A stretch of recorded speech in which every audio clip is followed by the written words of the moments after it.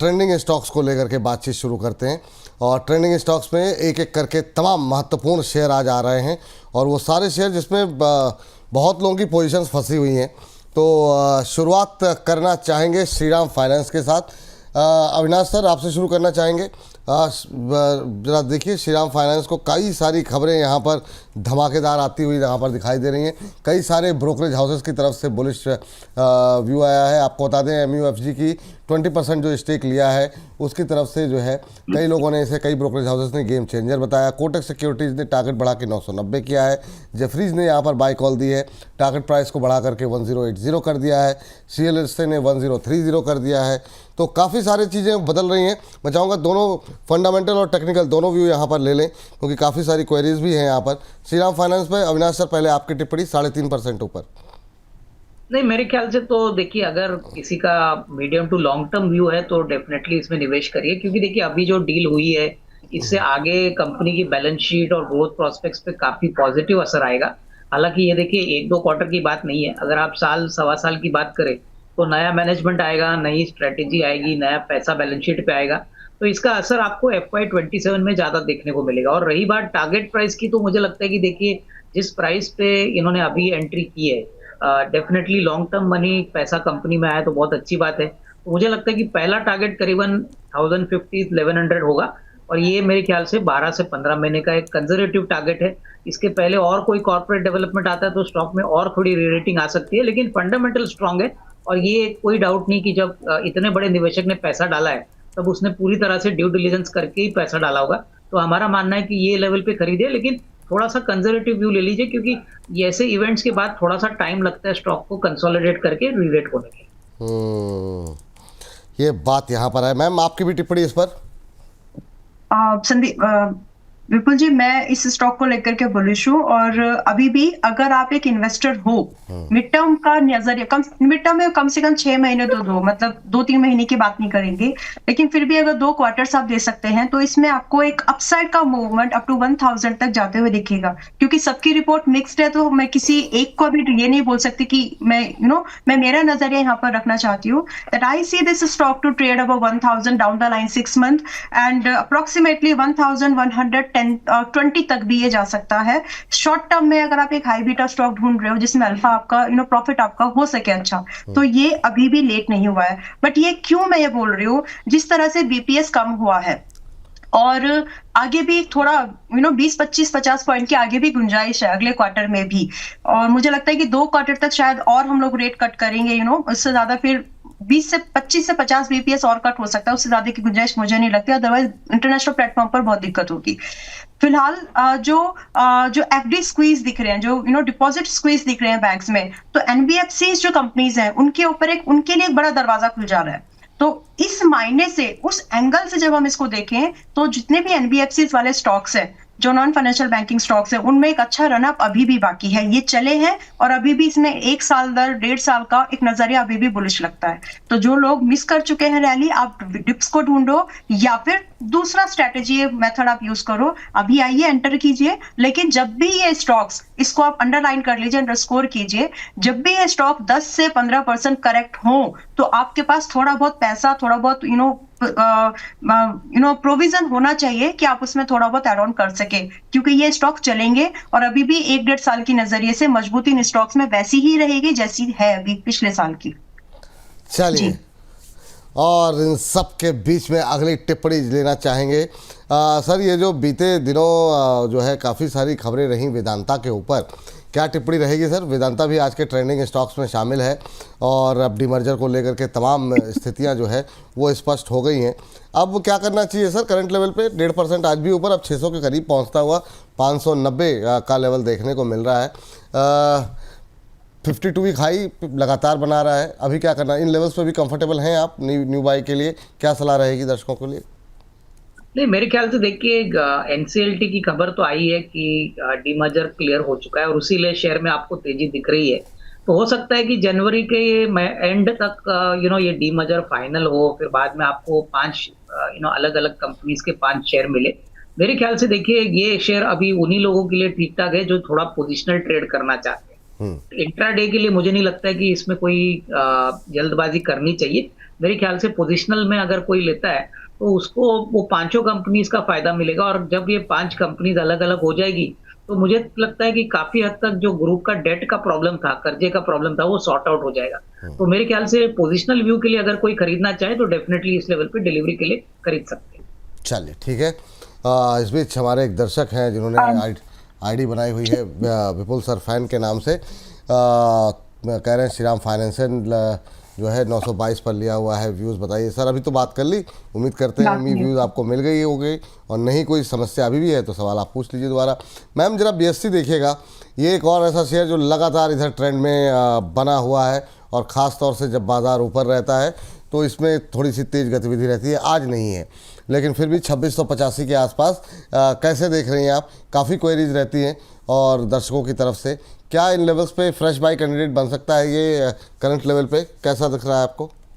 दिसंबर 2026 तक खरीद रहे हो तो बिल्कुल बन सकता है। और टारगेट की एक्सपेक्टेशन आप यहाँ पे 2600 पर है, ये अभी आप इसमें target expectation as a new high देखिएगा। कम से कम इसमें 3200 से लेकर के 4000 तक का एक मूव, तो एक एक वेरी स्विफ्ट मूव है जो आ सकता है। तो आप इस दायरे से, इस नजर से अगर आप 2026 दिसंबर की प्लानिंग कर रहे हो ट्रेड्स के हिसाब से, तो आप इसको बिल्कुल देख सकते हैं। It's not too expensive considering the potential in this. Stop loss जरूर ध्यान में रख लीजिए, फिर भूलिएगा मत कि मैडम ने तो कुछ और बोला था, ये मत भूलिए। एक स्टॉप लॉस मैं पहले बताती हूँ, फिर एवरेजिंग कहाँ पर करनी पड़ सकती है वो भी बता देती हूँ। यहाँ पर हम 2050 रुपए का स्टॉप लॉस रख के चलेंगे, 2600-2700 पर अभी ये है। आपको एवरेजिंग करने की जरूरत पड़ेगी एक बार, हो सकता है अगले 1-1.5 महीने के बाद में, लगभग 2450 पर। तो अगर ये वहां पर आए, डरना नहीं है, थोड़ा सा एड ऑन करो। अगर आप 3200 से लेकर के 4000 के टारगेट्स को देख रहे हैं, BSC एक इन्वेस्टिंग लायक स्टॉक है, इसको रखेंगे तो शायद आपके बच्चे जब बड़े होंगे तो आपको थैंक यू बोलेंगे कि थैंक यू मम्मी पापा कि आपने इसमें इन्वेस्टमेंट कर ली थी। That kind of stock it is. और वैसा ही एक स्टॉक विपुल जी, अभी सर ने जो नाम लिया, आपने जो एक स्टॉक हाईलाइट किया था VDL बहुत निचले स्तर से मैं रिकमेंड करते हुए आ रही हूँ, बट अभी भी जो पोटेंशियल, अब प्राइस वाइज अगर आप इसको अब ना देखें कि अभी इतना काफी महंगा हो गया है, 600 के आसपास अभी आ गया, 990, 590, 600 पर, इसमें एक वैल्यू अनलॉकिंग की जो एक मूवमेंट है वो अभी हुई नहीं है। और अगर आप एक इन्वेस्टर हो और आप एक वैल्यू अनलॉकिंग, क्योंकि जो अलग अलग बिजनेसेस हैं जब इसमें से डीमर्ज होंगे और बाद में जब वो लिस्ट भी होंगे तो आपको उसका एडवांटेज मिल जाएगा। तो मुझे लगता है कि VDL में भी आज के समय पे एक स्मार्ट इन्वेस्टर जो फ्यूचर की प्लानिंग अपने लिए, अपनी फैमिली के लिए, अपने बच्चों के लिए कर रहा है, उनको VDL और रिलायंस ये कंसीडर करने चाहिए from the value unlocking perspective. तो ये अच्छे स्टॉक्स हैं, इनको हाथ से जाने मत दो, ना सिर्फ प्राइस वाइज बल्कि जो इसमें वैल्यू बाद में निकलेगी उसके हिसाब से भी। चलिए, ये बात इन दोनों स्टॉक्स पे निकल करके आई है। और अब अगली टिप्पणी जो है चलते हैं सर के पास, और ये प्रश्न जो है हमें भेजा गया है सर हिंदुस्तान जिंक को लेकर के। हमने देखा मेटल के अंदर, अभी चूँकि अभी आपसे वेदांता में बात हुई, जरा हिंदुस्तान जिंक पे जिस तरीके से सिल्वर लगातार मजबूती दिखा रहा है, काफ़ी ट्रेंड में रहा सर, काफ़ी लोगों की तरफ से यहाँ पर कॉल्स भी निकल के आई है। अभी क्या करना चाहिए सर हिंदुस्तान जिंक पे? आप 2.5% ऊपर 600 का लेवल भी क्रॉस कर गए। नहीं, मेरे ख्याल से देखिए डेफिनेटली इसमें पोजीशंस होल्ड करिए, क्योंकि सिल्वर का प्राइस ऐसा नहीं कि अभी घटने के कोई कारण दिख रहे हैं, क्योंकि एक तो सिल्वर का इंडस्ट्रियल डिमांड काफी स्ट्रांग है, सिल्वर वैसे भी काफी अच्छी तेजी से चली है, तो कहीं ना कहीं दिसंबर क्वार्टर और मार्च क्वार्टर में इसका इम्पैक्ट आएगा। सिल्वर का भाव बढ़ने से हिंदुस्तान जिंक स्पेसिफिकली इसलिए बेनिफिट करता है क्योंकि 25% EBITDA सिल्वर से आता है, तो इसका इम्पोर्टेंस सिल्वर के लिए बहुत इंपॉर्टेंट है। मेरे ख्याल से नजरिया 6 to 12 मंथ्स रखिए, होपफुली इनका जो एक्सपेंशन जिंक कैपेसिटी में भी आ रहा है उसका भी असर आपको FY27 में देखने को मिलेगा। तो फ्रेश खरीदारी तो नहीं कहेंगे हम, लेकिन डेफिनेटली जिनके पास है वो होल्ड करे। मेरे ख्याल से यहाँ से भी 630, 640 का नियर टर्म का टारगेट बन सकता है। जी सर, समय पूरा हो गया है, कोई डिस्क्लोजर आपकी तरफ से? नहीं विपुल, जो भी स्टॉक्स हमने आपके शो पे कहे हैं, हो सकता है हमारे क्लाइंटों को भी हमने मेंशन किए, पर्सनल होल्डिंग कुछ भी नहीं। बहुत बहुत शुक्रिया सर, बहुत बहुत धन्यवाद आज की इस विशेष चर्चा का हिस्सा बनने के लिए, अपना समय देने के लिए बहुत बहुत धन्यवाद आपका।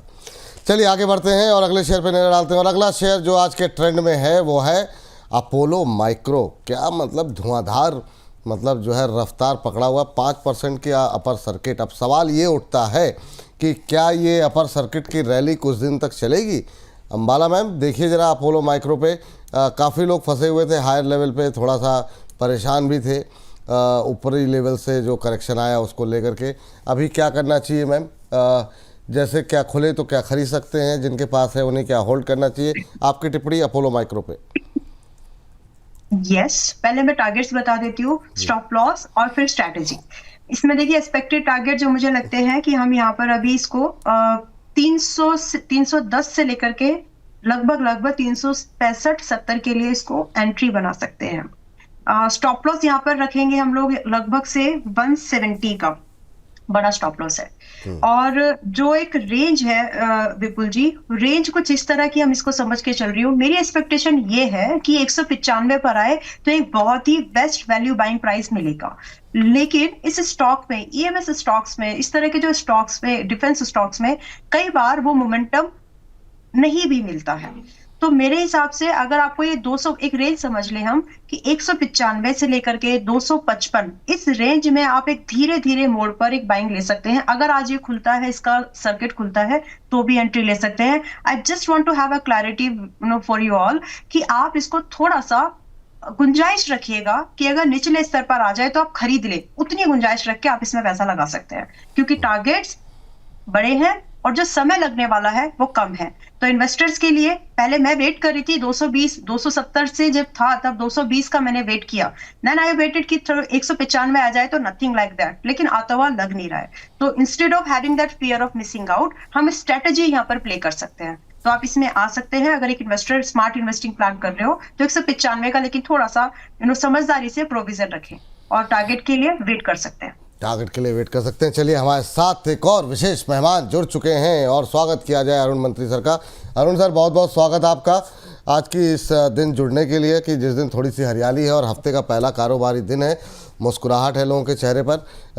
हालांकि हमारा सेगमेंट चल रहा है सर जो ट्रेंडिंग स्टॉक्स वाला, लेकिन फिर भी संक्षिप्त टिप्पणी मैं चाहूँगा, उसके बाद से स्टॉक डिस्कशन करते हैं। बहुत संक्षिप्त टिप्पणी, ये रैली सस्टेन करेगी सर या फिर से ऊपर जाके रुकेगी? विपुल जी, काफी दिनों से हमारा व्यू बुलिश रहा है मार्केट पे, नो डाउट। थोड़ा बहुत हिकअप्स आए हैं, पर मुझे लग रहा है विपुल जी जो ये खरीदारी देखने को मिल रही है, क्योंकि डेरिवेटिव्स डेटा भी अच्छी तरह से अगर आप ट्रैक करते हैं तो लास्ट 4 दिन से एफआईएस की स्टॉक फ्यूचर्स में बाइंग है, इंडेक्स फ्यूचर्स में सेलिंग कम हुई है और कैश में भी कम सेलिंग हुई है। तो क्लियर मुझे लग रहा है रैली सस्टेन करेगी और मुझे लग रहा है 26,300 तक या 26,350 तक मुझे लग रहा है मार्केट जाना चाहिए। इनफैक्ट एडवांस डिक्लाइन रेशियो को भी अगर आप देखते हैं तो काफी इंप्रूव हुआ है। 26,100 आज के लिए एक रेजिस्टेंस है, उसके ऊपर हम काफी देर से सस्टेन कर रहे हैं। ये काफी अच्छी बात है मार्केट के लिए। अगर 26,100 ब्रीच हो जाता है तो 26,300 तक के टारगेट शॉर्ट टर्म में आ सकते हैं। मुझे लग रहा है इंडेक्स तो डेफिनेटली बुलिश है, खासकर निफ्टी और बैंक निफ्टी दोनों। इनफैक्ट निफ्टी आईटी ने भी एक ब्रेकआउट दिया है, पर यहाँ से मुझे लग रहा है स्टॉक्स पे अगेन ध्यान दें। पहले भी विपुल जी आपसे कहा था स्टॉक स्पेसिफिक ज्यादा अच्छे मूव और देखने को मिलेंगे, तो मार्केट का भी सपोर्ट मिल रहा है। मुझे लग रहा है मार्केट काफी बुलिश स्टांस दिखा रहा है। और स्टॉप लॉस जो 25,700 का था विपुल जी, 25,850 पे ला सकते हैं निफ्टी का। तो 25,850 अब जब तक ब्रीच नहीं होता आपको बाय एंड डिस्क की स्ट्रेटेजी रखनी चाहिए। चलिए ठीक है सर। अच्छा, ये बात सही है शेयरों को लेकर के जो आपने बोला था। और आज का जो सेकंड सेगमेंट रखेंगे अपने दर्शकों को बता दें, जो लोग भी RVNL और सब पे जो सवाल आ रहे हैं ना सर के, मतलब काफ़ी पहले से बुलिश थे और अब जा करके जान आई है। अब तो मतलब लग रहा था कि पता नहीं बजट के पहले कुछ होगा कि नहीं होगा, लेकिन ठीक है आज की रैली पे बात करेंगे, लेकिन वो सेकंड सेगमेंट में। अभी वाले ट्रेंडिंग स्टॉक्स को जरा बातचीत कर लेते हैं। इस बीच 1200 से ज़्यादा लोग हमें लाइव देख रहे हैं। आप लोगों से एक ही रिक्वेस्ट है, जितना हो सके अपने फेसबुक पे, अपने एक्स पर, ट्विटर पर, अपने व्हाट्सएप स्टेटस पे लिंक को लगाएं ताकि ज़्यादा से ज़्यादा लोग इस कार्यक्रम का हिस्सा बन सकें और गलत जानकारी लेने से वो बच सकें। मैम आपसे लिए सवाल है वोडाफोन को लेकर के, काफ़ी लोगों के सवाल हैं। हमारी दर्शक हैं पुष्पा जी और वो पूछ रही हैं, डेली लाइफ के नाम से इन्होंने आईडी बनाई हुई है, हमारी प्राइम मेंबर भी हैं। कह विपुल सर राम राम, अंबाला मैडम को मैं सुनती हूँ रहती हूँ, मुझे वोडाफोन आइडिया में फ्रेश एंट्री का व्यू चाहिए, उन कब कहाँ करें, ये सवाल भी इनका है। और चूंकि ये ट्रेंड में है लगातार, इसलिए भी ये सवाल मेरी तरफ से भी था। लेकिन चूंकि इनका सवाल दिख भी गया, अभी जो है 12 के आसपास का लेवल क्रॉस करने के बाद आज 2-2.25% की गिरावट यहाँ पर देखने को मिल रही है। क्या इस 1-2% की गिरावट में फ्रेश बाय किया जा सकता है या अभी आप और नीचे आने का वेट करेंगी? 12 ऐसा लोग कह रहे हैं कि थोड़ी सी एक रुकावट जो है यहाँ पर देखने को मिल रही है। अब 12 is not the biggest hurdle, इसका नेक्स्ट हर्डल जो है ना विपुल जी वो 13.5-14 के आसपास में है। So 12 is very likely to break out. Well, मैं यही बोलूंगी कि अगर आप स्टॉप लॉस फॉलो कर सकती हैं, in English also if you can manage the stop loss, ताकि मतलब कोई कंफ्यूजन नहीं रहना चाहिए। स्टॉप लॉस में बिल्कुल आप इफ एंड बट नहीं करना है आपको। तो अगर आप स्टॉप लॉस मैनेज कर सकते हैं 10 रुपए 20 पैसे का, करंटली इट इज एट 11.80, महंगा है कंपैरेटिवली फ्रेश एंट्री के हिसाब से, लेकिन स्टॉप लॉस आपको स्ट्रिक्टली मेंटेन करना है, then you can enter in this stock. Fresh entry की जा सकती है। एंड यहाँ पर जो टारगेट्स हैं, अब यहाँ से 13 रुपीज फर्स्ट, 14 रुपीज सेकेंड, ये फ्रेश एंट्री के हिसाब से मैं बोल रही हूँ। एंड इसके बाद में आप इसको, अगर आपके प्रॉफिट लोगों से देखा नहीं जाता, लेकिन अगर आप देख के उसको रख सकती हैं तो फिर आप ट्रेल करके आप इसको फर्दर और गेन्स के लिए छोड़ दीजिए। मेरी ओपिनियन में जो डुओपॉली मोनोपॉली मार्केट में जो चल रही है, आई थिंक पॉलिसी मेकर्स अभी थोड़े से उसको लेकर के सजग हो गए हैं। And in my opinion they will not let the idea डूबने नहीं देंगे उसको। That's my opinion. और उसके चलते ये एक अच्छी अपॉर्चुनिटी है इन्वेस्टर्स के लिए भी। आज हमें लग रहा है कि इसमें ना बैलेंस शीट्स अच्छी है, ना ये है ना वो है फंडामेंटल्स बहुत इश्यूज हैं, लेकिन आप ये समझो कि इन फंडामेंटल इश्यू में फंसा कौन है। इसमें बड़ा पैसा किसका लगा है? गवर्नमेंट का। जिम्मेदारी किसकी होती है कि मार्केट में मोनोपोली डुओपोली क्रिएट ना हो? पॉलिसी मेकर्स की। तो फॉर दैट कॉन्टेक्स्ट अगर आप इसको देखेंगे तो आपको इसमें एक अपॉर्चुनिटी दिखेगी जो मुझे दिख रही है। तो अगर आप एक इन्वेस्टर हो, पैसा लगा सकते हैं, सोच समझ के लगाइएगा, स्टॉप लॉस फॉलो कर लीजिएगा, ताकि आप आपके पास एग्जिट रूट भी हो। सो रही बात बताया आपने एंट्री के लिए मैम? करंट प्राइस पे। ठीक है मैम, ये और स्टॉप लॉस टारगेट एक बार रिवाइज कर दीजिए ताकि फिर हम अगले शेयर पे जाएं। जी, 10.20 टारगेट 13, 14 एंड इसके बाद भी फर्दर टारगेट्स के लिए ट्रेल करना। चलिए ठीक है, पूछते रहिएगा सवाल आप लोग और उस पर जो है हम लोग बातचीत करते रहेंगे। सर, एक और शेयर जिस पर की काफ़ी चर्चाएं रहीं वो रहा ICICI प्रूडेंशियल AMC जो लिस्टिंग हुई। काफ़ी क्वेरीज हैं सर और ट्रेंड में भी है। मैं आपकी टिप्पणी जानना चाहूँगा, आप ये 2600 के आसपास का जो भाव है उस पर क्या करना चाहेंगे? अभी भी बहुत लोग खरीदारी के लिए सवाल पूछ रहे हैं, उनको क्या सलाह रहेगी? कुछ लोगों ने बेचा नहीं है, जिनको IPO में अलॉटमेंट हुई थी, उनके लिए क्या सलाह रहेगी? अभी क्या करना चाहिए? विपुल जी, क्लियर मेरा बुलिश व्यू है स्टॉक पे और ओवरऑल हमने ऐसा कोई नोट नहीं निकाला है, पर 100% होल्ड करने की सलाह दी है क्योंकि ओवरऑल AMC बिजनेस भी काफी अच्छा लग रहा है। मुझे लग रहा है यहाँ से सेबी के जिस हिसाब से डायरेक्टिव्स आ रहे हैं तो ज्यादा इन्वेस्टमेंट की तरफ हम बढ़ते हुए नजर आ रहे हैं। तो मुझे लग रहा है AMC बिजनेस में काफी अच्छी ग्रोथ अभी भी देखने को मिल सकती है। नो डाउट टेक्निकली तो कोई डेटा है नहीं विपुल जी, तो मुझे लग रहा है यहाँ से हमने लॉन्ग टर्म में इससे होल्ड की सलाह दी है। थोड़ा बहुत मामूली करेक्शन आता है तो ऐड करना चाहिए। मुझे लग रहा है लॉन्ग टर्म में स्टॉक काफी अच्छा कर सकते हैं। अभी भी खरीद सकते हैं या फिर थोड़ा गिरावट का वेट ही करें? बहुत लोगों के सवाल ये है कि मैं खरीदना चाह रहा हूँ। जी, करेक्शन पे खरीदना चाहिए विपुल जी, थोड़ा नॉइज खत्म होने दीजिए क्योंकि एक छोटे लिस्टिंग के बाद यूजुअली एक छोटा मोटा रिट्रेसमेंट आता है। वो करेक्शन अगर मिलता है 4 से 5% नीचे मिलता है किसी भी वजह से, चाहे मार्केट गिरने की वजह से हो या किसी भी मार्केट सेंटीमेंट की वजह से हो, तो वहां पे खरीदना चाहिए। मुझे लग रहा है ये स्टॉक ऐसा नहीं है कि कोई हाई बीटा वन साइड आपको ऊपर जाता हुआ नजर आ सकता है। एक slow and steady mover stock रह सकता है। ये बात जो है राय यहाँ पर निकल के आई है। और इन सबके बीच में जो है हमारे एक दर्शक की टिप्पणी आई है, विमल सिंह भरवाल साहब कह रहे हैं रिलायंस के बारे में कि मार्केट गिरे तो सबको यही बचाता है, मोटा भाई का शेयर सबका मान बढ़ाता है, पर जब ये सोता है तो महीनों सोता है, इन्वेस्टर बेचारा बस चार्ट देख देख कर रोता है। तो ये अलग अलग टिप्पणियाँ जो है दर्शकों की तरफ से आती हुई दिखाई दे रही हैं। लेकिन इस बीच अगले ट्रेंडिंग स्टॉक्स को पे नज़र डालते हैं और वो है हिंदुस्तान कंस्ट्रक्शन, एक और छोटा शेयर जो कि 25-30 रुपये का है। आज ज़बरदस्त मोमेंटम में यहाँ पर आता हुआ दिखाई दे रहा है। मैम 11% ऊपर, ज़रा देखिए ज़रा चार्ट पे, क्या यहाँ पर कोई BTST कोई पोजिशनल कॉल ली जा सकती है? अभी क्या करें जिस तरीके से ये मोमेंटम बन रहा है? जब मैंने सोचा था इस पर बात करने के लिए तब ये 8-9% के आसपास था, वहाँ से भी 1-1.5% बढ़ गया है। क्या करना चाहिए 2049 पे? देखिए, हिंदुस्तान कंस्ट्रक्शन किसी रीजन से बढ़ रहा है संदीप जी, विपुल जी। आज मैम मेरा नाम बदल के ही रख मानेंगी, कोई बात नहीं। नहीं, जी, सॉरी प्लीज। नहीं नहीं, कोई बात नहीं। जी जी, ठीक है विपुल जी, ये किसी रीजन से बढ़ रहा है। देखिए, अभी जो शांति बिल आया ना, उस शांति बिल के मद्देनजर कुछ ऐसी कंपनीज, कुछ ऐसे स्टॉक्स फाइंड हुए कि किन किन को उसका फायदा मिल सकता है, डायरेक्ट इन्वेस्टमेंट के थ्रू, प्रॉक्सी फंड्स के थ्रू। तो केएसबी, एचसीसी, कई सारे स्टॉक्स निकल के, बालचंद्रनगर इंडस्ट्रीज, उसमें से एक ये भी है। तो मुझे लगता है, मेरी ओपिनियन में, एक इन्वेस्टमेंट थीम नई अराइज हो रही है, तो उसका फायदा इन स्टॉक्स को मिल सकता है। तो आप अगर एक इन्वेस्टर हैं, इट्स नॉट लेट। 20 रुपए 50 पैसे पर ही है। स्टॉप लॉस रख लीजिए लगभग आप 17 रुपए का, which is more than enough. Hit हो जाए तो छोड़ भी देना है उतनी ही शिद्दत से जितनी शिद्दत से आप एंट्री बना रहे हैं। प्लीज अपने पैसे के साथ ईमानदार रहना, अपने इन्वेस्टमेंट के साथ अच्छे डिसीजन बनाइए प्लीज। और रही बात टारगेट, जी हाँ, आप कंप्लीट कर लीजिए। अरुण सर कुछ कहना चाह रहे हैं? जी, टारगेट्स इसमें 24 रुपए से लेकर के मेरे लिए दूसरा टारगेट काफी जंप पर है, वो लगभग 34 रुपीज पर अगला टारगेट मिलता है। तो एक अच्छा रिस्क रिवॉर्ड कम समय में अगर हम ढूंढ रहे हैं तो एचसीसी बन सकता है वो कैंडिडेट। ठीक, अरुण सर। जी सर। विपुल जी, जो मैम ने कहा एकदम वो सही है।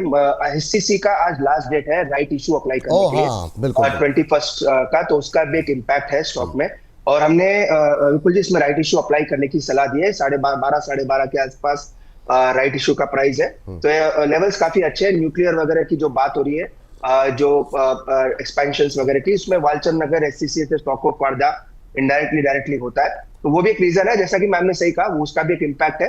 पर एक बड़ा इम्पैक्ट मुझे लग रहा है जो लास्ट डेट है आज राइट इशू का अप्लाई करने की, उसका भी इम्पैक्ट जरूर स्टॉक पे है सर। अभी लेकिन जो लोग राइट इशू में अप्लाई कर रहे हैं, आपने कहा कि आपने सलाह दी हुई है, जिन लोगों के पास पहले से है वो कहाँ पर एग्जिट लें, और क्या इन लेवल्स पे जिनके पास राइट नहीं है पहले से, जिनके पास शेयर नहीं है, उनको क्या सलाह रहेगी? वो हिंदुस्तान कंस्ट्रक्शन में अभी बाय कर सकते हैं या नहीं? विपुल जी, इस पे काफी क्वेरीज आई है। तो इसमें हमने एक व्यू रखा है, जिनके पास है ऑलरेडी उनको 16 रुपए के नीचे स्टॉप लॉस लगा के होल्ड करना चाहिए। जब ये स्टॉक नीचे था विपुल जी, अभी ये 10% ऊपर आ चुका है। 16, 15.5 के आसपास स्टॉप लॉस लगाने की बात थी। बाकी विपुल जी जिनके पास है उनको तो डेफिनेटली अप्लाई करना चाहिए, क्योंकि डिस्काउंटेड प्राइस पे मिल रहा है और यहाँ से खोने के लिए मुझे लग रहा है ज्यादा कुछ है नहीं। वैसे विपुल जी हमारा कोई बड़ा व्यू नहीं है इस पे बाय करने के लिए, पर जिनके पास है उनको होल्ड करने की सलाह दी है। फ्रेश खरीदारी की सलाह विपुल जी नहीं है स्टॉक पे, अभी भी नहीं है। काफी दूसरे अच्छे विकल्प है, इसलिए वहां पे हम ज्यादा सलाह दे रहे हैं। पर जिनके पास है डेफिनेटली होल्ड करना चाहिए और राइट इशू में भी अप्लाई करके चल। ठीक, एक सर, चूंकि मेरा अगला सवाल आपसे ही था, वो था ओला को लेकर के। ओला पे हम लोगों ने काफ़ी बातें की और काफ़ी सारी चीज़ें हुई। ये जो सर घटनाक्रम घटा है, लगातार 3 दिन तक जो है सेलिंग प्रमोटर की तरफ से हुई है। बाद में उन्होंने क्लैरिफिकेशन दिया लास्ट डे कि वो अपना कर्जा कम करने के लिए हिस्सा बेच रहे हैं, लेकिन उन सबके बीच में जितना टूटने की उम्मीद थी उतना नहीं टूटा। कम से कम लास्ट डे तो काफ़ी अच्छा मोमेंटम रहा। आपके पास क्वेरी आ रही है सर? कुछ क्या कह रहे हैं आप ओला को लेकर के?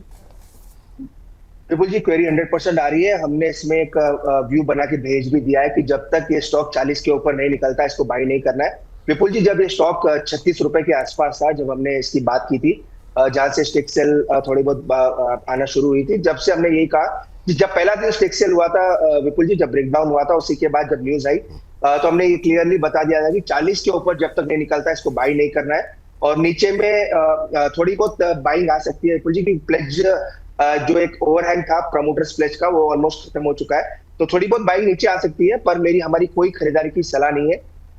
टेक्निकली जब तक 40 के ऊपर नहीं निकलता इसको बाय करने की सलाह नहीं रहेगी। इनफैक्ट उछाल पे एग्जिट ही करके चलना चाहिए। उछाल पे एग्जिट करने की सलाह है, ये बात है यहाँ पर निकल करके आ रही ओला को लेके। और इसी तरह के बहुत सारे छोटे शेयरों को लेकर के हम हर सैटरडे को आपके साथ जुड़ते हैं दोपहर 2 बजे, और शनिवार को हमारे साथ रचित जी थे।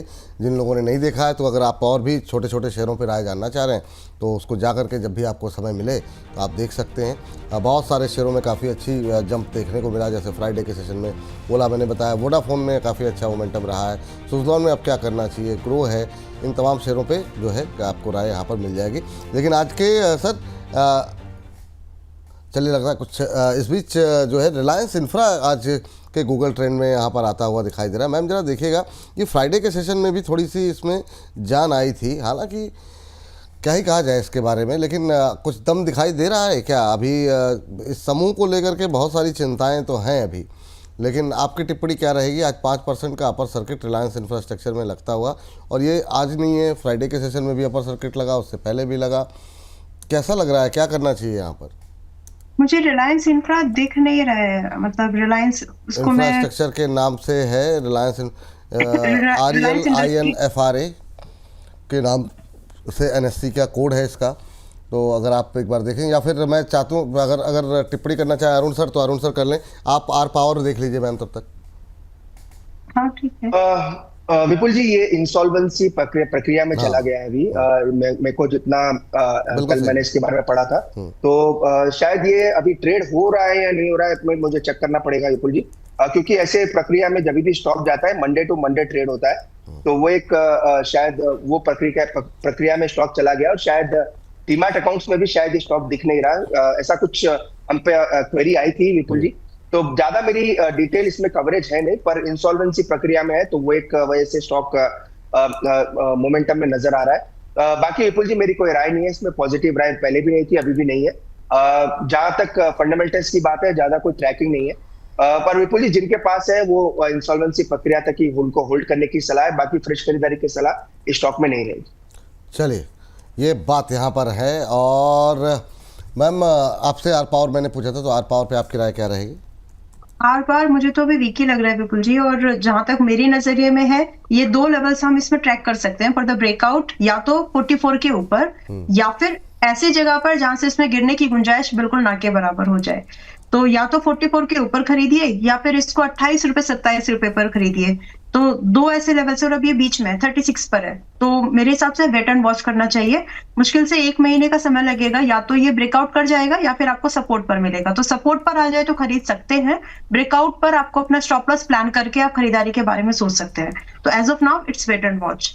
While we were discussing is Fortis hospital है जी, आज जो हम देख सकते हैं एज अ स्विंग ट्रेड के हिसाब से भी, एक्चुअली इन्वेस्टमेंट के हिसाब से भी 908 के आसपास में है।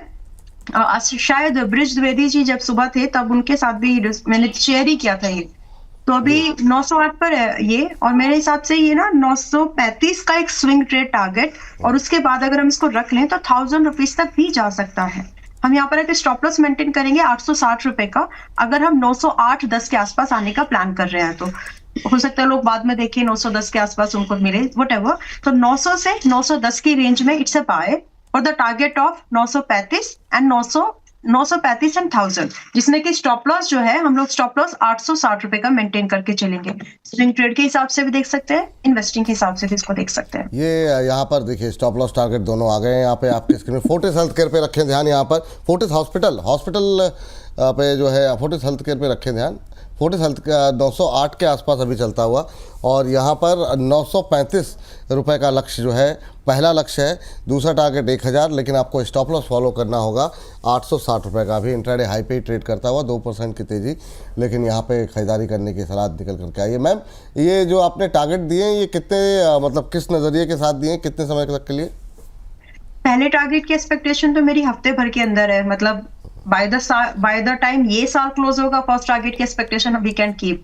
लेकिन अगर मैं 1000 की बात करूं, 1000 के लिए शायद थोड़ा सा समय लगेगा, 2-4 हफ्ते का समय लग सकता है। तो इसको आप ज्यादा समय देने की जरूरत नहीं है, 6 से 7 हफ्ते का मैक्सिमम ट्रेड है ये। उससे पहले ही हो जाएगा मोस्ट लाइकली 1000 तक भी, लेकिन आप उसके पहले भी अगर हो जाता है तो बुक कर लीजिए, क्योंकि अगर आप किसी भी स्टॉक को टारगेट के बाद भी अगर आप होल्ड कर रहे हैं तो बहुत ज्यादा जाता नहीं है, वो पुल बैक ही करता रहता है। सो बेटर है you book your target and then look for something else.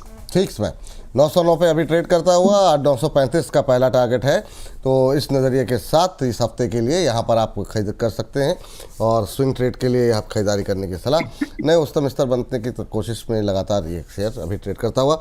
जैसे यहाँ पर कोई तेज़ गतिविधि होगी ऊपर की तरफ या नीचे की तरफ, स्क्रीन पर लेके आएंगे, या फिर हमारी एक्सपर्ट अंबाला जी अगर इसमें कोई बदलाव करना चाहें टारगेट स्टॉप लॉस में, तो भी स्क्रीन पर लेकर आएंगे। अरुण सर आपकी भी अगर कोई कॉल होगी तो आप मुझे अलर्ट कर दीजिएगा, उसको स्क्रीन पर ले आएंगे। लेकिन मेरा जो सवाल है सर वो है ग्रो को लेकर के, और इस पर आप दोनों से मैं उत्तर जानना चाहूँगा। हो सकता सकता है आप दोनों की राय अलग अलग हो, तो जिसको जो राय माननी हो वो मान सकता है, क्योंकि इस पर क्वेरीज काफ़ी ज़्यादा हैं। कोई मतलब लोग जब 200 के आसपास था तो 200 के आसपास भी लोग खरीदने को तैयार थे, नीचे आ रहा था, कई लोगों ने कहा कि 120-25 पे खरीदिए, लोग नहीं मान रहे हैं, लोगों का कहना है कि नहीं इसमें और तेज़ी रहेगी। तो ये प्रतिक्रियाओं और जो कमेंट्स बॉक्स में टिप्पणियाँ हैं उसके आधार पर मैंने कहा। अभी आज फिर से एक रैली है, फ्राइडे को थोड़ा सा मोमेंटम बना था, क्या करना चाहिए? अरुण सर पहले आपकी टिप्पणी। विपुल जी, मेरा थोड़ा डिप में खरीदारी की सलाह थी, बट अनफॉर्चुनेटली वो डिप आया नहीं। 134 की बात थी विपुल जी, जब ये स्टॉक 143 के आसपास था जब हमारी लास्ट बात हुई थी, पर मोमेंटम काफी शार्प आया और वहां से विपुल जी क्लियरली डिसअपॉइंटमेंट है, क्योंकि नीचे का डिप मिला नहीं, पर 170 के आसपास आ चुका है। अगेन विपुल जी, अब ये कंपनी वापस आप कह सकते हैं 1 लाख करोड़ के ऊपर के मार्केट कैप के ऊपर जा चुकी है, जब 98,000 97,000 के आसपास थी। तो थोड़ा वही सेम राय रहेगी, जब इतना महंगा हो चुका है तो यहाँ पे खरीदारी की सलाह नहीं है। करेक्शंस का वेट करेंगे, देखते हैं टेक्निकली कहाँ सपोर्ट लेता है, कैसे पैटर्न्स बनते हैं, पर लॉन्ग टर्म में मुझे लग रहा है विपुल जी करेक्शन पे ही खरीदना है, बढ़ चढ़ के ऊपर के खरीदारी की सलाह स्टॉक में नहीं रहेगी। हाँ, बहुत अग्रेसिव बाइंग करने की आवश्यकता नहीं है, कहीं फंस गए तो फिर दिक्कत हो जाएगी। अंबाला मैम, आपका व्यू क्या है इस पर? मैं तो पहले आपके माध्यम से यूजर से पूछना चाहती हूँ, आप यूजर के माध्यम से हमसे पूछते हैं, मैं आज आपके माध्यम से यूजर से पूछ रही हूँ कि जब ये 195 200 था तब मैंने बोला था कि 150 60 140 तक ये खरीदने लायक है, वहां से 170 है। जो लोग हैं उसमें, उन लोगों के लिए मैं आज एक सवाल मैं जरूर पूछ रही हूँ कि अगर आपने खरीदा है मेरे कहने से उस रेंज में तो कमेंट्स में बता दीजिएगा। अब जो लोग शो देखते हैं लेकिन पहले नहीं खरीदा, देन प्लीज आप लोग सही लेवल की वैल्यू करो, क्योंकि बहुत सोच समझ के कोई भाव सुझाया जाता है। आप उस हिसाब से अगर मैं देखूं तो आप खरीद सकते हैं। मेरा ओपिनियन थोड़ा सा थोड़ा सा डिफर है, बट आप खरीद सकते हैं, लेकिन आपका स्टॉप लॉस अभी भी वही है जो पहले था। जिन्होंने 150 पे खरीदा उनका भी स्टॉप लॉस 120 ही है, जो अब खरीदेंगे उनके लिए भी स्टॉप लॉस 120 ही है। बिकॉज अब रही बात यहाँ से टारगेट की, तो टारगेट यहाँ से ओपन होते हैं। फर्स्ट टारगेट 170 पर चल रहा है, फर्स्ट टारगेट 185, देन 210 एंड 240, ये टारगेट्स मैं यहाँ पर देखती हूँ। मेरा स्टेटमेंट मैंने ग्रो पे यही दिया था, grow is something that can grow your money.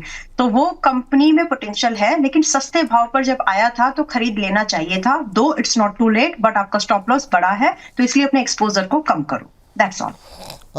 चलिए, तो ये बात ग्रो को लेकर के आ रही है।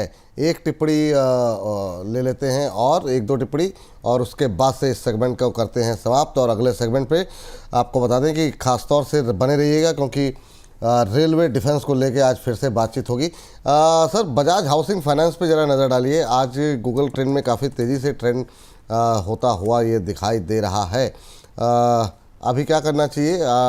बहुत लोग इसमें फंसे हुए हैं, 100 रुपये के नीचे आ चुका है। जितनी उम्मीदें थी जब IPO आया था सर, वो सबसे निराशा हुई लोगों को काफ़ी ज़्यादा। क्या करें सर? 94-95 पे अच्छा लग रहा है सर, ऐसा क्या गलत हो गया इसके साथ?